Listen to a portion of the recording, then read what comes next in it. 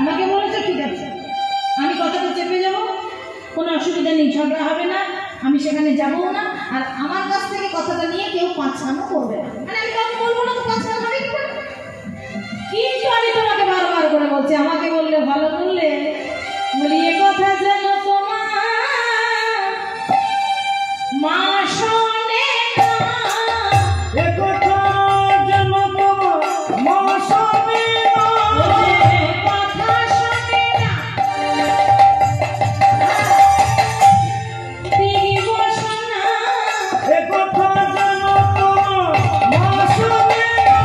বলো না নারদ, বলো না। নারদ বলছে নাটক, আমি তোমাকে বলতে চাইছিলাম, মাকে আমি বলা। নারদ বলছে দেখো নারদ, তুমি তো নারদ, নারদ নারদ মানে নারদ মানে হচ্ছে যাকে রদ করা যায় না সেই তো নারদ, তার মানে তোমাকে রদ করা যায় না। আজকে আমার কাছে বলছো বলবো না, কিন্তু তুমি ঠিক কথাটা বলে দেবে। দেখো আজকে তুমি যদি কথাটা বলো নারদ, তাহলে আমার এই ত্রিশূলে করে তোমাকে শেষ করে দেবো। নারদ বলে বলছে না ঠাকুর আমি বলবো না। আচ্ছা বেশ, আমি তোমাকে ছুঁয়ে বলছি, প্রতিজ্ঞা করে বলছি বলবো। আবার নিজে নিজে মনে মনে প্রতিজ্ঞা করে নিল, তা বললে হয় বাবা, আমাদের কাছে মা বাবা দুজনাই সমান।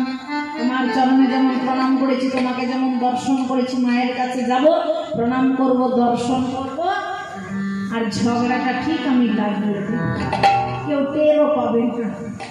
সোজা চলে গেল মায়ের কাছে। মা তখন ডাকিনি যোগিনীকে নিয়ে মনের হরিষে খেলা করছে, একদিকে জয়া একদিকে বিজয়া। সাত তাড়াতাড়ি নারদ মুনি মায়ের কাছে গিয়ে চরণে প্রণাম করে বলে, মা চরণে শতকোটি দণ্ডবত।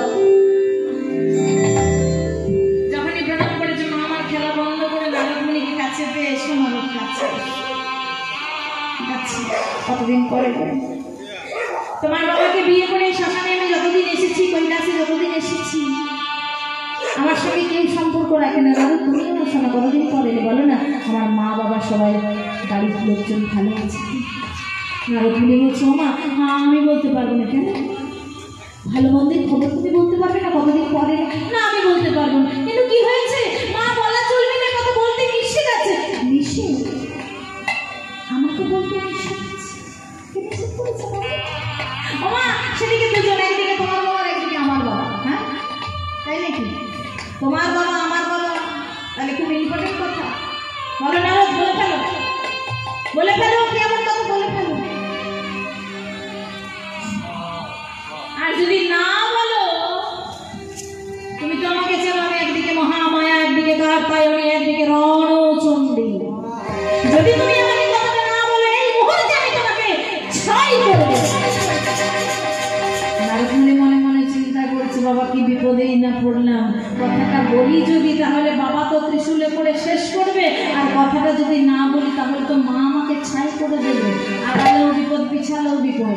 নারদ মুনি বলছে, ও মা তাহলে শোনো, তোমার পিতা একটি যজ্ঞ আরম্ভ করেছে, সেই যজ্ঞে আমি সর্বমত্ত কথা নিমন্ত্রণ করে মাগো তোমার কাছে এসে যে নিমন্ত্রণ করতে নাই তোমার চরণে।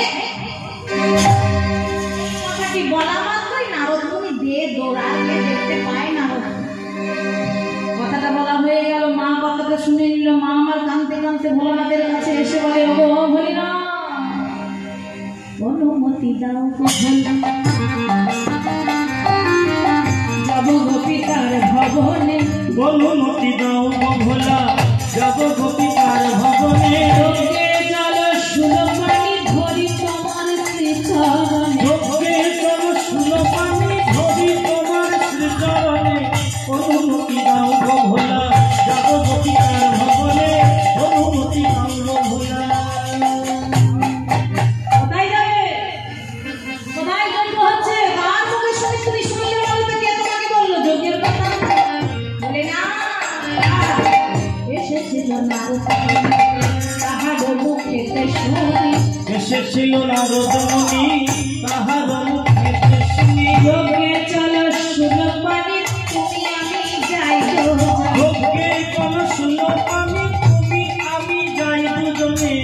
অনুমতি দাও ভোলা, যাব গোপিকার ভবনে। অনুমতি দাও ভোলা, যাব গোপিকার ভবনে। অনুমতি দাও ভোলা, যাব গোপিকার ভবনে। তাহলে নারদ মুনি ঠিক কাজটা সেরে ফেলেছে।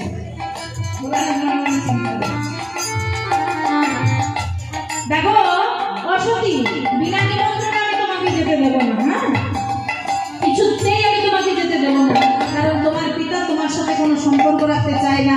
তোমার পিতা জানে তুমি মরে গেছো, তোমার মুখ দর্শন করতে চায় না, তাই আজকে তোমাকে আর আমাকে নিমন্ত্রণ করে।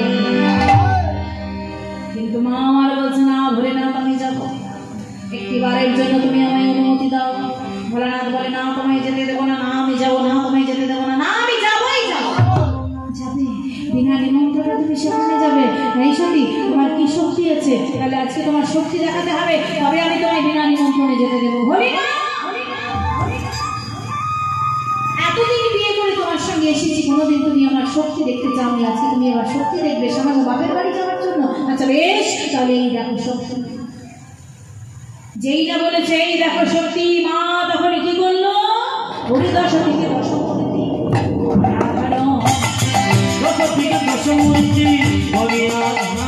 অত্যন্ত হাস্য করে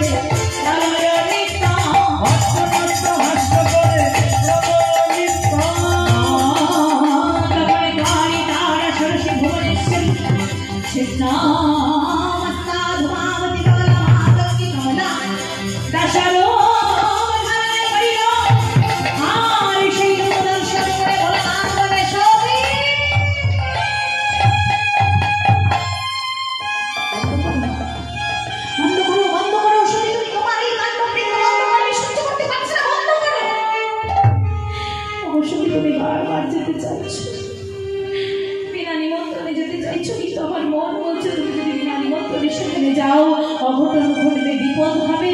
ওষুধি হয়তো তোমার সঙ্গে আমার দেখা আর নাও হতে পারে, হয়তো এ দেখা শেষ। তুমি যখন বারবার যেতে চাইছো আমি তোমাকে অনুমতি দিলাম। যাও নন্দী, তোর মায়ের সাথে যাও, দেখবি কোনো অঘটন যেন না ঘটে। মা আমার মনে মনে চিন্তা করছে, আমার স্বামীর কাছে আমি অনুমতি পেয়ে গেলাম, আজকে স্বামী আমায় অনুমতি দিয়ে দিয়েছে। কিন্তু জীবন বসানো মলিন মদন আরো ভালো।